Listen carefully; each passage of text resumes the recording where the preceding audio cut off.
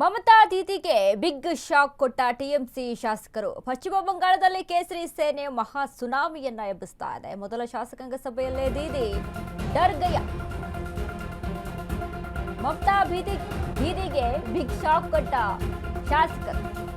ಪಶ್ಚಿಮ ಬಂಗಾಳದಲ್ಲಿ ಕೇಸರಿ ಸೇನೆ ಮಹಾ ಸುನಾಮಿ. ಮೊದಲ ಶಾಸಕಾಂಗ ಸಭೆಯಲ್ಲೇ ದೀದಿ ಡರ್ಗಯ ಆಗಿದ್ದಾರೆ. ಗೆದ್ದ 80 ಟಿಎಂಸಿ ಶಾಸಕರ ಪೈಕಿ 9 ಶಾಸಕರು ಟಕ್ಕರ್.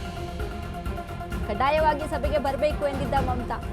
ಆದರೆ ಮಮತಾ ಮಾತಿಗೆ ಸೊಪ್ಪು ಹಾಕದ ಶಾಸಕರು ಚಕ್ಕರ್ ಹಾಕಿದ್ದಾರೆ. ಸಭೆಗೆ 9 ಶಾಸಕರ ವಿರುದ್ಧ ಕ್ರಮ ಕೈಗೊಳ್ಳುತ್ತೇವೆ ಎಂದ ದೀದಿ. ಶಾಸಕರ ಗೈರಿನ ಬಗ್ಗೆ ಬಹಿರಂಗವಾಗಿ ದೀದಿ ಮಾತನಾಡಿಲ್ಲ ಅಂದ್ರೂ ಆಂತರಿಕವಾಗಿ ಬಂಡಾಯ ಇದೆ.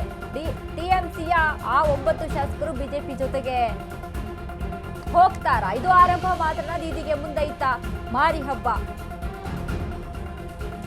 ಮಮತಾ ದೀದಿಗೆ ಬಿಗ್ ಶಾಕ್ ಕೊಟ್ಟ ಟಿಎಂಸಿ ಶಾಸಕರು. ಬಂಗಾಳದಲ್ಲಿ ಈಗಾಗಲೇ ಕೇಸರಿ ಸೇನೆ ಮಹಾ ಸುನಾಮಿ ಎಬ್ಬಿಸಿದೆ. ಮೊದಲ ಶಾಸಕಾಂಗ ಸಭೆಯಲ್ಲಿ ದೀದಿ ಡರ್ಗಿ ಆಗಿದ್ದಾರೆ. ಮೊದಲ ಶಾಸಕಾಂಗ ಸಭೆಯಲ್ಲಿ 80 ಟಿಎಂಸಿ ಶಾಸಕರಿರುವಂಥದ್ದು. ಆ ಪೈಕಿ 9 ಶಾಸಕರು ಗೈರಾಗಿದ್ದಾರೆ, ಚಕ್ಕರ್ ಹೊಡೆದಿದ್ದಾರೆ. ಈ ಬಗ್ಗೆ ದೀದಿ ಹೇಳ್ತಾ ಇರುವಂಥದ್ದು, ಅಂದ್ರೆ ಡೈರೆಕ್ಟ್ ಆಗಿ ಯಾವುದನ್ನ ಮಾತನಾಡಿಲ್ಲ ಅಂದ್ರೂ ಬಂಡಾಯವಾಗಿ, ಅಂದ್ರೆ ಆಂತರಿಕವಾಗಿ ಒಂದಿಷ್ಟು ಕ್ರಮವನ್ನು ತೆಗೆದುಕೊಳ್ಳುವಂಥದ್ದು ಇದೆ.